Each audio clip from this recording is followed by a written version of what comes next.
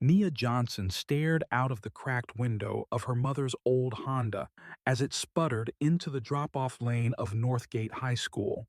Seattle's morning fog clung to the ground like an uneasy presence, casting shadows over the manicured lawns and crisp, symmetrical school buildings. The city was supposed to be a fresh start, a place where no one knew her name, where she wasn't the girl who had seen too much, endured too much, fought too hard. Yet as the school's imposing entrance loomed closer, Nia couldn't shake the sense that she was walking straight into a trap. The car coughed and groaned before her mother cut the engine. "You'll be fine," her mom whispered, trying to muster a smile that didn't quite reach her eyes. Naya nodded, offering a small, tight-lipped smile in return. They both knew it was a lie. Nothing about this felt fine. Stepping out, Nia could feel the weight of the school's gaze pressing down on her. Students moved in clusters, their laughter sharp and bright against the cold morning air. No one looked directly at her, but she could feel their curiosity slicing through the fog. Nia straightened her back, hoisting her worn backpack higher onto her shoulder. Her stomach twisted with a familiar, biting unease. Back in the Bronx, she knew how to navigate hostility. She could see it coming, smell it in the air. Here, it was different, subtle, polished, disguised as polite indifference. As she approached the main doors, a group of girls passed by, their glossy hair bouncing as they whispered among themselves. One of them deliberately bumped Nia's shoulder, throwing her off balance. "Watch it," the girl muttered, not bothering to look back. Nia clenched her jaw, the heat rising in her chest, but she forced herself to keep walking. Not today, not on her first day. Inside, the school was pristine. The lockers gleamed under the fluorescent lights, and the floors were so polished they reflected the stark white ceiling tiles. Nia spotted her locker and made her way over, ignoring the quick glances from students as they moved past. When she reached it, her heart sank. Someone had already marked her territory. A bright pink sticker plastered across the metal read "Charity Case" in bold, mocking letters. Nia ripped it off, crumpling it in her fist, the anger simmering just beneath her skin. She took a slow breath, reminding herself that blowing up wouldn't help.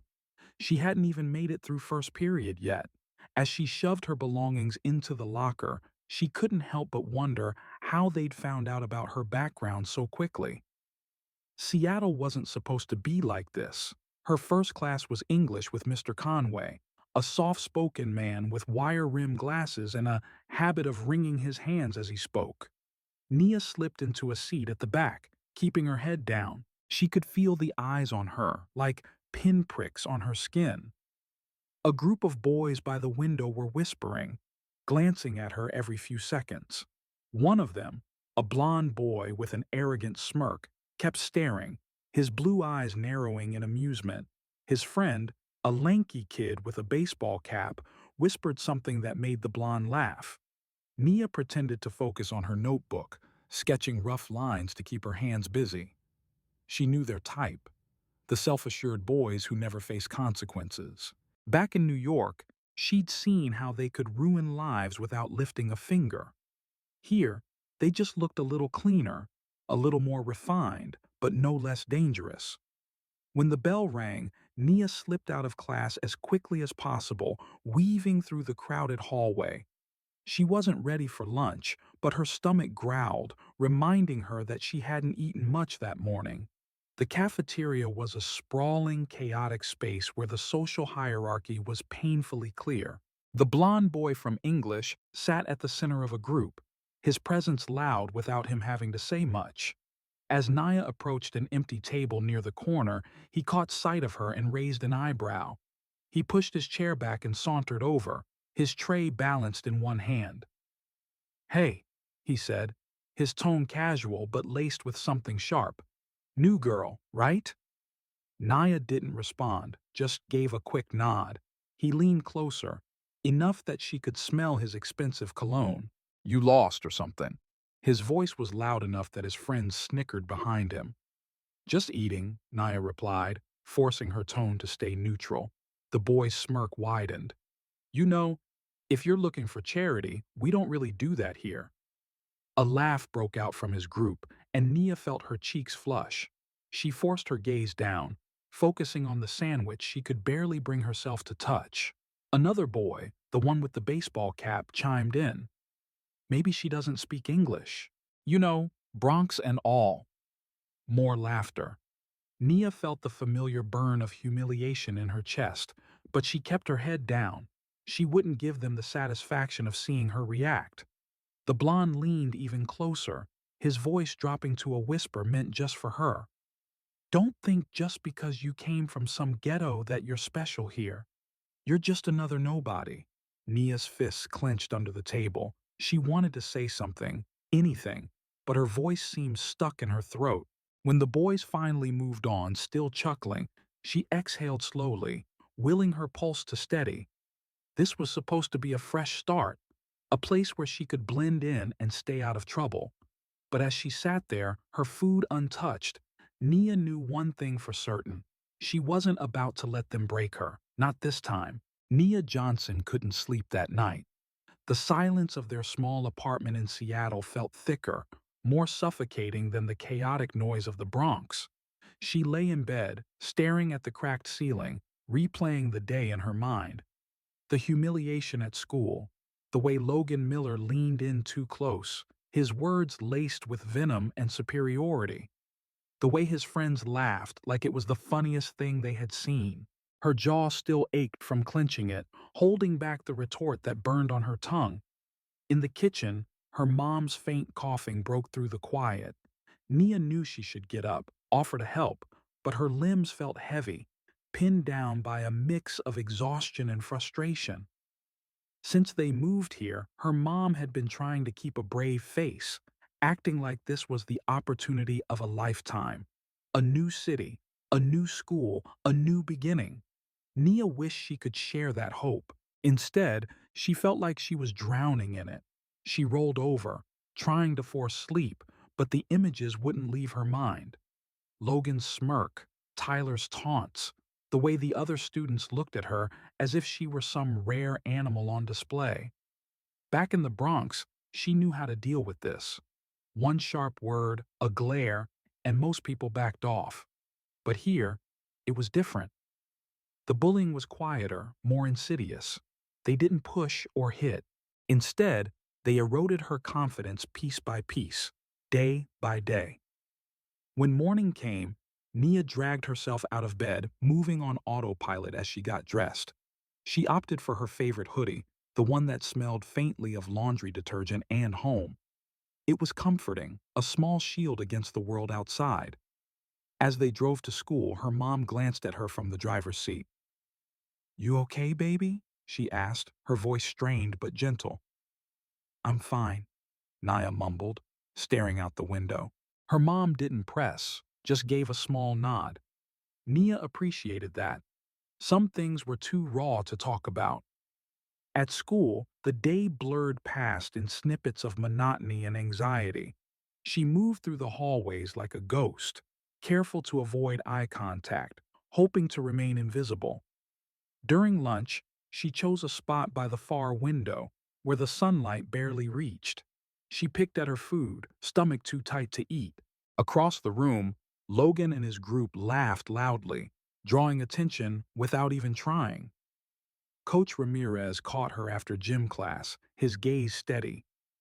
"You seemed off today," he said, not unkindly. Nia forced a smile. "Just tired." He didn't push but gave a nod of understanding. "Sometimes it helps to hit the bag, you know. Get it out." Later, alone in the gym, Nia wrapped her hands and stood before the punching bag.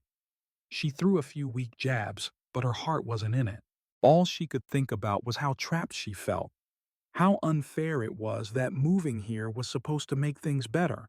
She punched harder, each strike echoing in the empty room. Sweat dripped down her forehead, and she breathed hard, trying to focus on the rhythm.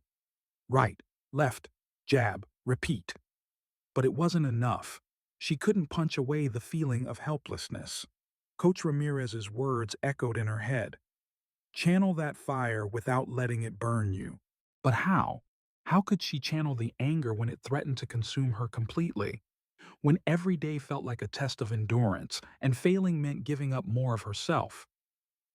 That evening, back home, Nia sat at the small dining table, pretending to do homework. Her mom shuffled around the kitchen, quieter than usual. The tension sat between them like a solid thing. Nia wanted to tell her mom about school, about how Logan's words cut deeper than she let on, about how tired she was of feeling small. But the words stuck, heavy and unformed. Suddenly, her mom sat down across from her hands trembling slightly as she placed a cup of tea on the table. Baby, you don't have to carry everything alone, she whispered. Nia looked up, eyes stinging. She wanted to believe that, wanted to feel the comfort of being seen, but admitting the truth felt like losing. She just nodded.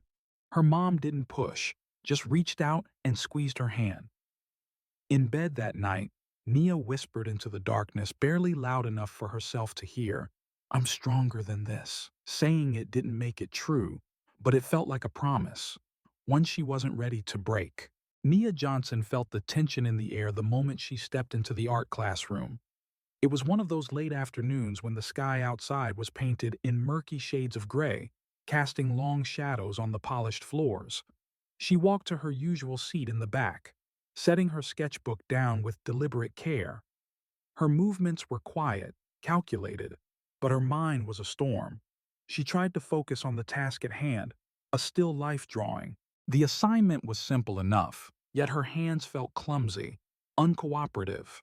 Her pencil skidded across the paper, the lines too harsh, too frantic. Nia inhaled slowly, trying to channel the calm Coach Ramirez had taught her. Breathe in, breathe out. Control. Don't let them break you. But as soon as the door swung open, she knew her fragile calm wouldn't last. Logan Miller strutted in, flanked by Tyler and a few others who always seemed to orbit him like satellites. Nia didn't need to look up to know he was smirking. She could feel his eyes burning holes into her back. Her muscles tensed instinctively. The teacher, Mrs. Beals, was busy helping another student, oblivious to the silent threat that had entered the room. Nia kept her gaze on her drawing, forcing herself to ignore Logan's presence. But then he spoke, loud enough for everyone to hear. You know, I heard some people are just born to be victims. It's like they're begging for it. Laughter, low, cruel, seeping into the air like poison. Nia's grip tightened on her pencil, the lead almost snapping. She couldn't let herself respond, not here, not now. She couldn't afford to lose control. Hey, Naya, Logan called out, his voice deceptively light. You know you can't just ignore me. Doesn't work that way. She didn't move, didn't react. It was the only way to win. But Logan wasn't one to give up easily. He sauntered closer, leaning over her desk. Still playing quiet? Thought you were tougher than that. Tyler chimed in, flicking at her sketchbook. Maybe she thinks she's too good for us. You know, big city girl and all. Nia stared at the distorted apples she had drawn, willing herself not to look at them. Logan's hand shot out, snatching her pencil. He held it between his fingers, examining it like it was some foreign object. Cheap stuff, figures. A knot tightened in Nia's stomach. She wanted to snatch it back, but knew it would only make things worse. She could hear Coach Ramirez's voice in her head. Pick your battles. Don't give them the satisfaction. Before she could decide how to respond, Logan's hand moved again, this time to her braid. He yanked it hard enough to make her head jerk back, and a hot flash of pain shot through her scalp. Panic surged, but Nia bit down on the gasp that wanted to escape. Logan laughed, like he had discovered a new game. What's the deal with this hair anyway? He sneered. Heavy as hell. No wonder you walk so slow. Maybe you should just get rid of it. Naya's body went rigid, every muscle locked. Logan reached for a pair of scissors from the supply cart, brandishing them with a theatrical flourish. Maybe I'll help you with that, Tyler snickered, goading him on. Mrs. Beals remained at the other end of the room, oblivious. A few other students were watching, some with wide eyes, some pretending not to notice. Nia's mind screamed at her to move, to fight, to stop him. But she couldn't, not without risking everything. Logan grinned wider, stepping behind her. The cold metal touched her braid, and then, snip! The sound was too loud, too final. Nia's hand shot to the back of her head, and she felt the severed braid drop into her lap. Silence fell, thick and suffocating. For a moment, no one moved. Logan held the braid like a trophy, eyes gleaming with triumph. Then, as if realizing the weight of what he'd done, his smile faltered. Nia slowly rose from her seat, holding the cut braid in her hand. She didn't cry, didn't yell. Her eyes bore into Logan's, unblinking. "What the hell is wrong with you?" she whispered, voice low and controlled. Logan hesitated, the bravado slipping from his face. Tyler looked uncomfortable now, shuffling his feet. Nia's shoulders squared and she took a step forward. Logan didn't back away, but his cocky stance had lost its edge. Mrs. Beals finally noticed the tension, turning around just as Logan dropped the braid on the floor. "What's going on here?" she demanded. Logan shrugged, stuffing the scissors back into the holder. "Nothing, just a little trim." Nia didn't say anything. She bent down, picked up the braid, and walked out of the classroom without a word. The hallway was empty, and she leaned against the cool wall, breathing hard. The braid hung limply from her grip, and she couldn't help the tear that slipped down her cheek. Anger, humiliation, and a fierce determination swirled together, leaving her shaken. She knew one thing for certain. Logan had just made his biggest mistake. He thought he'd humiliated her, broken her spirit. But Nia wasn't broken. She was just getting started. The next day, Nia didn't avoid Logan. Instead, she walked through the halls with her head held high, the cut braid tied to her backpack like a statement.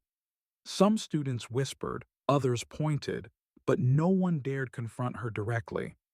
Logan seemed unsure of how to react. Tyler kept his distance. In gym class, Coach Ramirez pulled her aside. "You okay?" he asked, his eyes serious. Nia hesitated before nodding. "I'm going to be." He didn't ask for details, but his gaze softened. "You know where the gym is if you need to work it out." That afternoon, Nia stayed late, pounding the heavy bag until her arms ached and sweat soaked through her shirt. Every punch was a promise. She wouldn't let this break her. She wouldn't let Logan win. This wasn't just about the braid. It was about reclaiming herself, piece by piece. She knew now that she couldn't just endure. She had to fight back, but not with her fists, with her resolve. She would confront the pain head on without letting it define her. Because if there was one thing Nia Johnson knew how to do, it was survive. When Nia walked into school the next morning, she expected the stares. She expected the whispers that followed her down the hall like a shadow. What she hadn't expected was the strange, almost palpable tension that hung in the air, like the building itself was holding its breath. She passed groups of students who didn't even bother lowering their voices. "Did you hear? Someone posted it online. It's all over Instagram. I can't believe Logan did that."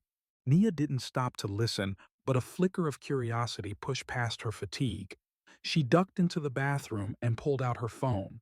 The notifications were endless. Messages from classmates she barely knew, comments on her few social media posts. At the top of the feed was a link to a video. Logan cutting her braid. Someone had filmed it. Someone had posted it. Her heart pounded as she watched the shaky footage. It wasn't long, just a few seconds, but it captured everything. Logan's sneer, Tyler's laughter, the sound of scissors slicing through her hair. At the end, there was a brief shot of her stunned face, holding the braid like it was something foreign and dead. Nia couldn't breathe. Her hand shook, and she gripped the sink to steady herself. The door swung open, and Sophia, A girl from her chemistry class walked in. She stopped short when she saw Nia, her expression uncertain. "Hey, are you okay?" Nia swallowed hard. "Yeah." Sophia hesitated, then nodded. "If you need anything, support or whatever, let me know." Before Nia could respond, Sophia was gone. She wasn't sure whether to feel grateful or overwhelmed. She looked at herself in the mirror, at the uneven edges where her braid used to be. The anger that had settled in her bones since yesterday flared hotter. Logan had taken something from her, something personal and sacred, and turned it into a joke. Now everyone knew. By lunchtime, the atmosphere was different. Nia walked into the cafeteria half expecting Logan's usual taunts. Instead, she saw him at his usual table, but something was different. His shoulders were tense, his jaw set tight. Tyler was with him, but their other friends seemed to have scattered. A few students were pointing, murmuring. Logan looked like a caged animal, unsure whether to lash out or hide. Coach Ramirez found her before gym class. "Nia, you got a minute?" She followed him to his office, her pulse thundering. Once they were inside, he closed the door and faced her, his expression serious. "You doing okay?" Nia shrugged. "I guess." He leaned against the desk, arms crossed. "I saw the video. A lot of people did. You want to talk about it?" Nia shook her head, her throat tight. "What's the point? He did it. Everyone knows. It's not going to change anything."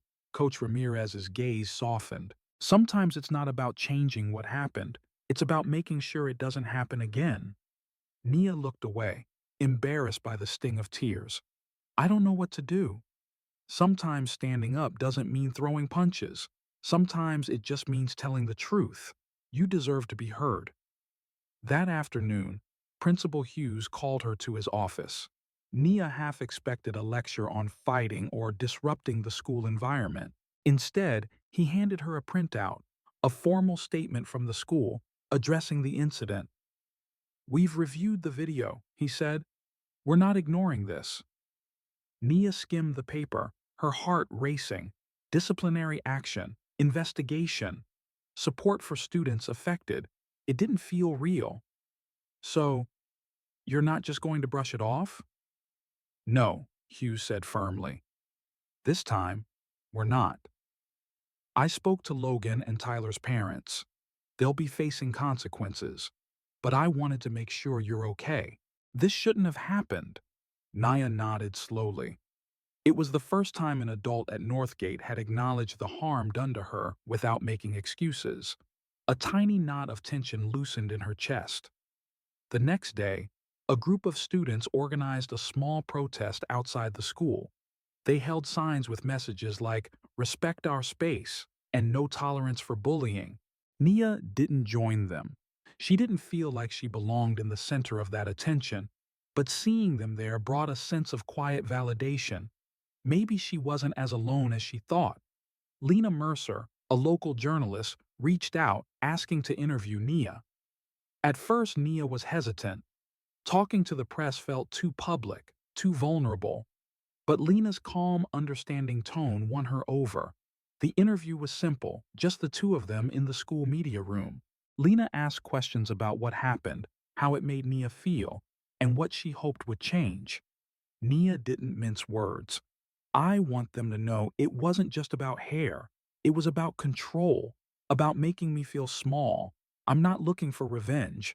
I just want people to know this stuff happens even when no one's paying attention." When the interview aired, it wasn't sensationalized. Lena kept it raw and honest, letting Nia's voice be the center. The response was overwhelming. Students she barely knew stopped her in the halls, offering words of support. Even some teachers acknowledged her bravery. Logan didn't show up to school for 3 days, and when he finally did, his confidence was gone, replaced by a wary, defensive posture.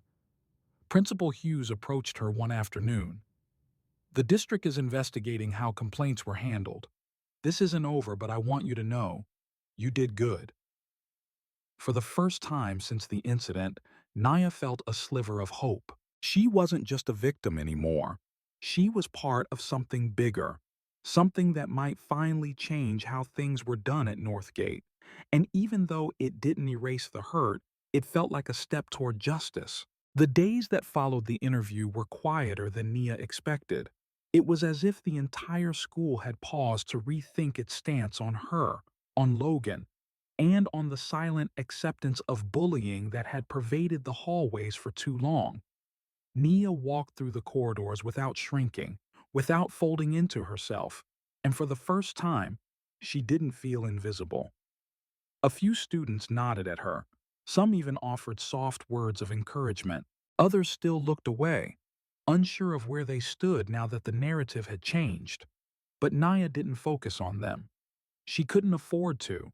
Instead, she focused on what mattered: surviving, reclaiming her space, and healing from what had been taken from her. Logan's absence stretched from days into a week. Rumors swirled: suspension, expulsion, his parents pulling him out of school entirely. Nia didn't bother to speculate. It wasn't about Logan anymore. It was about her taking back control. When he finally did return, he was different. His swagger was gone, replaced by cautious steps and lowered eyes. Tyler had started sitting with a different crowd, clearly distancing himself from Logan's fallout.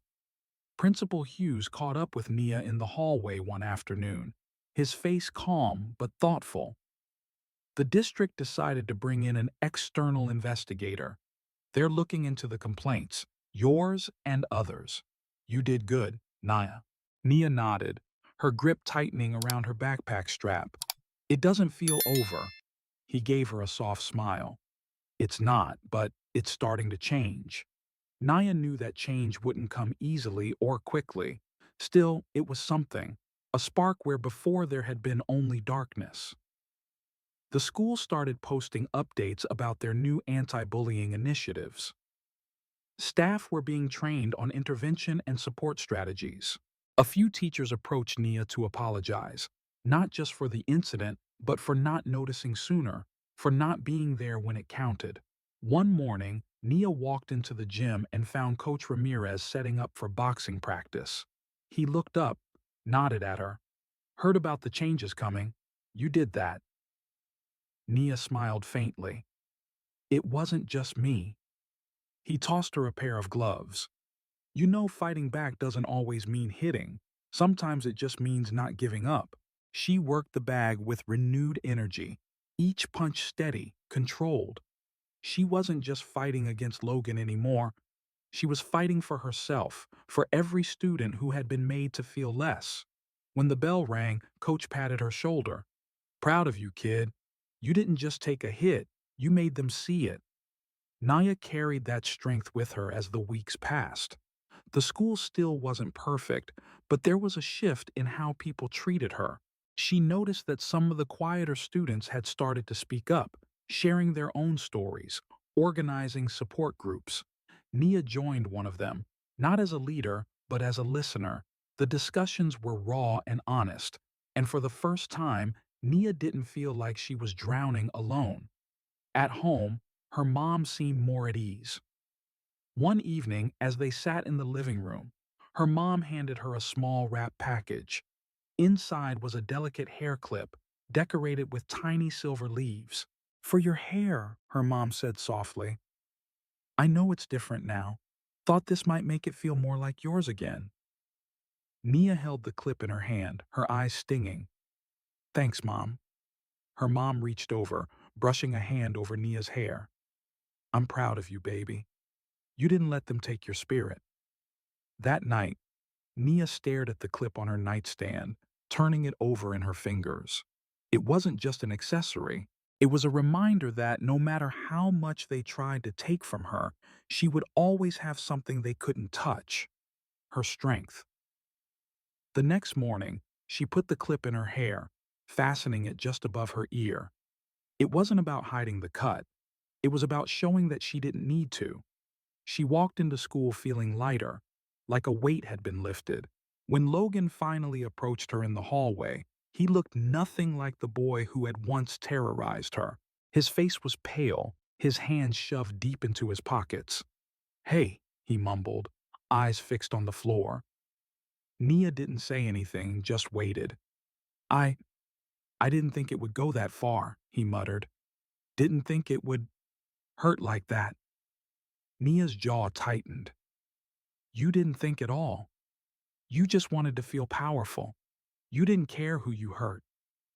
He looked at her then, guilt etched into his features. I'm sorry, he whispered. Nia didn't respond. She didn't need to. She just looked at him, letting the weight of everything he had done settle in the space between them. Finally, she said, It's not about your apology. It's about what you do next. Logan nodded, his shoulders slumped. He walked away without saying anything else, and Nia didn't watch him go. She didn't need his regret. She needed to keep moving forward. By the end of the semester, things had changed. The halls still felt familiar, but the way people moved through them had shifted. Logan transferred out quietly, and when his name disappeared from the roster, no one seemed to care. The school had a new sense of awareness, cautious, careful, but hopeful. On the last day of classes, Nia lingered near the front doors, watching the students rush out for summer break. Coach Ramirez spotted her and waved. Got plans for the summer? Nia shrugged. Gonna keep training. Maybe volunteer at the community center. They're starting a youth boxing program. He smiled. Sounds like you found your fight. Nia glanced back at the school, her heart steady. Yeah, I think I did. As she walked away, the sun broke through the clouds, warming her face. She didn't know what the future held, but she knew one thing for sure. She wasn't just surviving anymore. She was living, and that made all the difference. It had been 3 months since the incident, and summer in Seattle had taken hold, painting the sky in rare hues of blue and soft gold. Nia Johnson found herself walking the familiar path to Northgate High, though school was out for the season. The emptiness of the hallways was a stark contrast to the usual hustle, but she didn't mind. Today wasn't about the crowd. It was about making peace with the place where everything had changed. The sound of her footsteps echoed softly as she made her way to the gym. The heavy doors gave way to the familiar scent of sweat and old leather. Inside, Coach Ramirez was working with a few younger kids, guiding them through basic boxing moves. When he saw Nia, his eyes lit up, and he gave a quick nod, not breaking rhythm.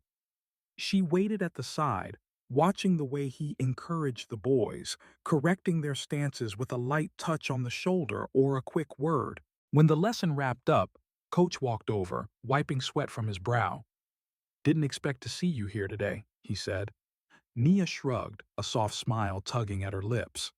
Just wanted to check in, see how things are going. He leaned against the ropes, crossing his arms. Things are changing around here. You had something to do with that. She looked down at her sneakers, a hint of pride warming her chest. It doesn't feel like it sometimes. Coach shook his head. You can't always see the roots growing under the surface, but they're there. Trust me. She knew he was right. Since the investigation wrapped up, the school had slowly started implementing changes, teacher workshops on bullying, more inclusive student-led activities, and new protocols for reporting harassment. It wasn't perfect, but it was progress. Naya had spent the past few months rebuilding herself, physically, emotionally, and mentally. Boxing had been a constant, not just for strength, but for clarity. Every punch, every jab was a step towards reclaiming the parts of her that Logan had tried to steal. She walked around the gym, trailing her fingers over the padded walls. You know, she started, hesitant, I always thought if I fought back, I'd lose something. Like I'd give them a reason to label me as trouble.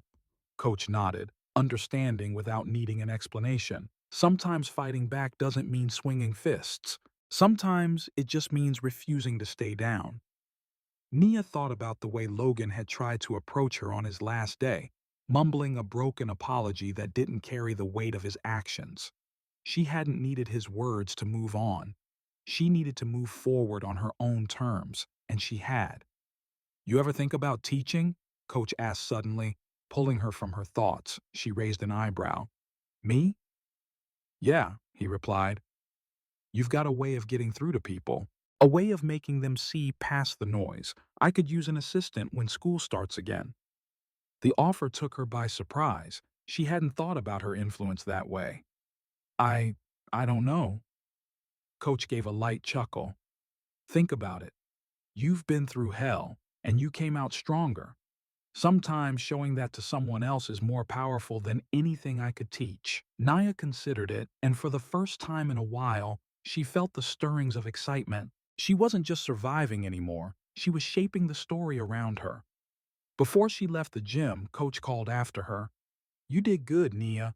Real good. She smiled, giving him a small wave as she stepped out into the bright afternoon. The walk home felt lighter, as if the weight she'd been carrying for months had finally lifted. Reaching her apartment, she found her mom on the porch, pruning a potted plant. She looked up with a soft smile. Everything okay? Her mom asked. Yeah, Naya replied. Better than okay. They sat on the porch together, the quiet settling between them like a comfortable blanket. After a while, her mom spoke, her voice tender. I'm proud of you. You stood up not just for yourself, but for everyone who didn't have the courage. Nia nodded, feeling the truth of those words. She had fought, not just with her fists, but with her heart and mind, and it had mattered. As the sun dipped low, painting the sky in shades of pink and lavender, Nia took a deep breath, letting the cool evening air fill her lungs. She had faced the darkest parts of herself, confronted her fear, and refused to be broken.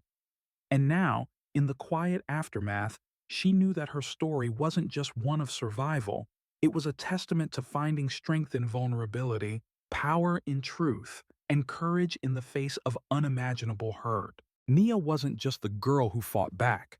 She was the girl who rose, who transformed her pain into a voice that couldn't be silenced. And for the first time, she knew that whatever challenges lay ahead, she was ready to meet them head on. As summer bled into fall, Northgate High transformed in ways that seemed almost imperceptible to the casual observer. The changes were subtle but persistent, like grass pushing through the cracks in concrete.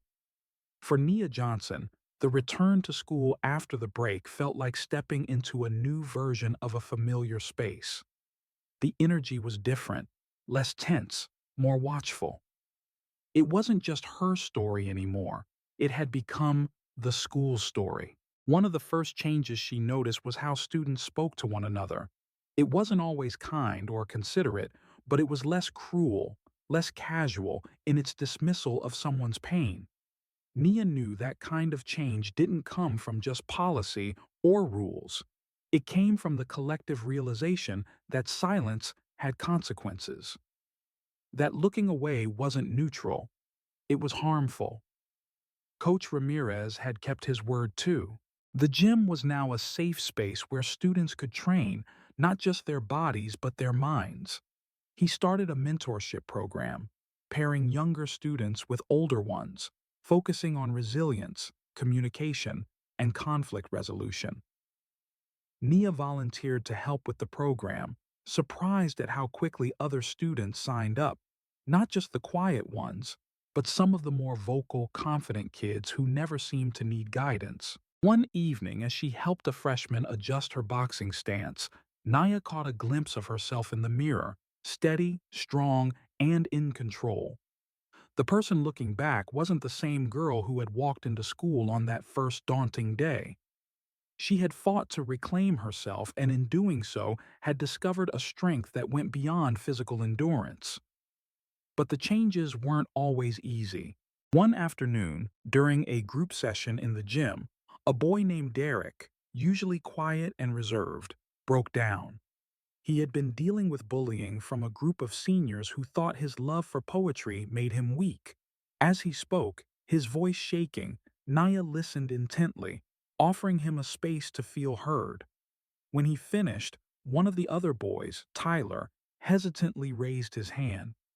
I didn't realize, Tyler admitted, his face flushed with guilt. I used to pick on my little brother for liking music. I just thought it was funny. Nia nodded. Sometimes we hurt people without meaning to. The important thing is that you see it now. After the session, Tyler lingered, waiting until everyone else had left before approaching Nia. I never apologized properly, he said, for what happened with Logan. I didn't stop him, I was just going along with it. Nia didn't let him off the hook easily. You didn't just go along with it, Tyler. You encouraged it. You laughed. He swallowed hard, eyes dropping. I know. I was scared of being on the other side of it. I'm sorry. Nia regarded him carefully. It's not about me forgiving you.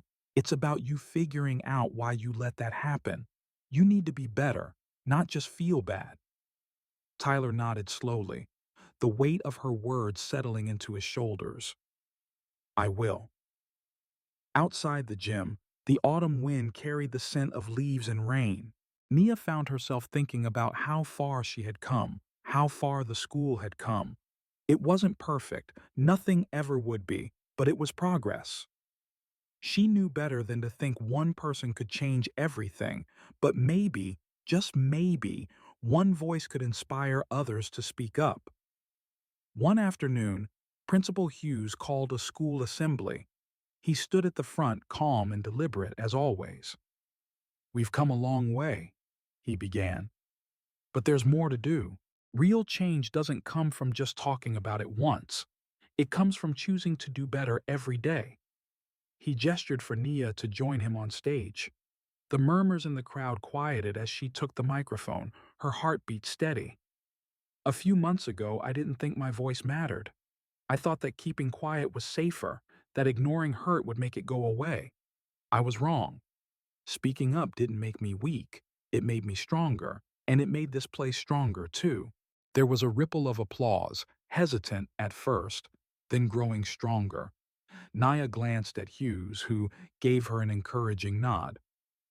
I know I'm not the only one who's been hurt here. I know there are stories that haven't been told, but I'm telling you now, your story matters. You matter. Don't wait for someone else to stand up for you. Be your own voice. After the assembly, several students approached Nia, some thanking her, others sharing their own stories of feeling overlooked or mistreated. Sophia, the girl who had first shown her support in the bathroom, hugged her tight. You made us see we're not alone, she whispered. As the hallways cleared and the noise faded, Nia found herself standing outside, the sky a brilliant mix of gold and violet. She breathed deeply, the cool air filling her lungs. She wasn't just fighting for herself anymore. She was fighting for everyone who needed to know they weren't invisible. That evening, at home, Nia found her mom in the living room folding laundry. She hesitated, then spoke. You think I'm doing the right thing? Her mom looked up, surprise softening into pride. Baby, you're doing what's right. Not just for you, but for everyone watching. You're leading. The realization settled slowly. Nia wasn't just surviving, she was leading, and that made all the difference. The next morning, when she walked into school, she didn't just feel seen, she felt known, and that made the fight worth it. Nia Johnson's journey through Northgate High was not just a story of one girl standing against her bullies. It was a profound tale of transformation, courage, and the relentless pursuit of dignity. From the moment Logan cut her hair, a symbol of her identity and pride, to the aftermath of her fight for justice, Nia embodied the spirit of resilience in the face of cruelty. When Nia first transferred to Northgate, she carried with her the weight of a past marked by survival and silence. She wanted to start fresh, to blend in, to not be seen as different. But fate had other plans. The cruel prank that left her humiliated and angry became the catalyst for a profound awakening, not just for Nia, but for the entire school. The boys who targeted her, led by Logan, had no idea they were igniting a force that would challenge their comfort and confront a system built on passive acceptance of bullying. The pain of losing her braid wasn't just physical, it was emotional, symbolic of how marginalized voices are often silenced without consequence. Yet Nia did not crumble. Instead, she dug deeper, drawing from a strength forged in hardship. With the guidance of Principal Hughes and Coach Ramirez, she learned that fighting back didn't always mean physical retaliation. It meant refusing to be erased, refusing to let someone else's actions define her worth. When the video of the incident surfaced, the world outside Northgate began to take notice. Logan's intent to humiliate Nia became the very reason people rallied behind her. Social media became a platform not just for ridicule, but for justice. The community, once indifferent, now found itself questioning the culture of silence that allowed bullying to thrive unchecked. Principal Hughes, seeing the potential for true change, didn't just address the incident as a singular event. He looked deeper, identifying a pattern that needed dismantling. His commitment to holding the perpetrators accountable, while also advocating for policy changes, showed that leadership wasn't about appeasing parents or preserving reputation. It was about doing what was right even when it was uncomfortable. Through her own bravery, Nia inspired others to find their voices. Students who once remained silent about their own struggles found the courage to speak out, encouraged by Nia's refusal to disappear into the background. Tyler, one of Logan's friends, even began to question his own role in the cruelty, reflecting on the damage caused by being a silent accomplice.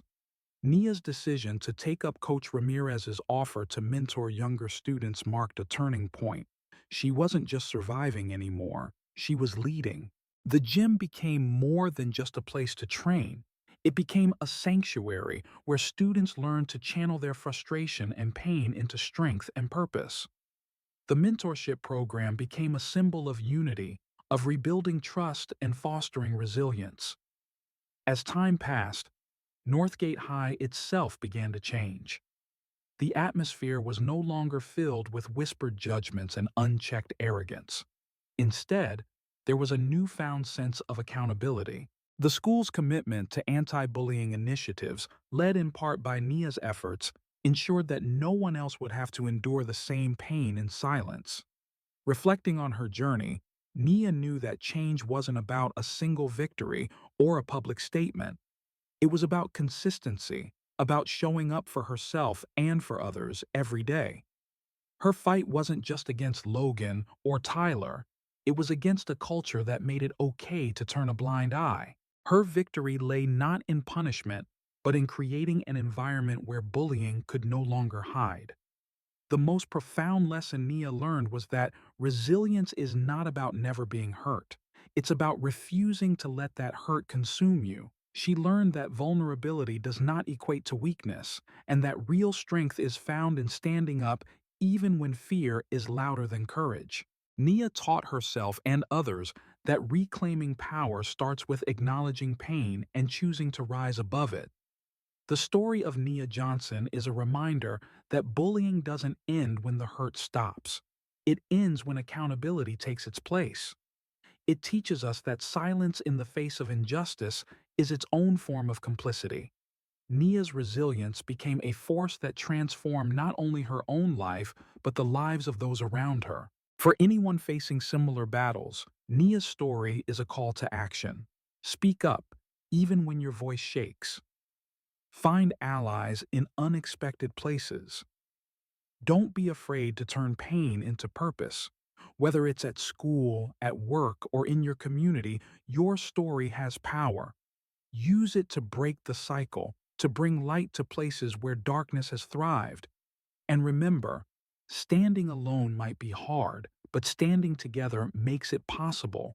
Find your voice, inspire others to find theirs. Change doesn't happen overnight, but it starts the moment you refuse to be silent. If you enjoyed this story and want to hear more powerful narratives like this one, don't forget to subscribe to our channel. Your support helps us create more content that not only entertains but also inspires and empowers. Thank you for watching and stay tuned for more.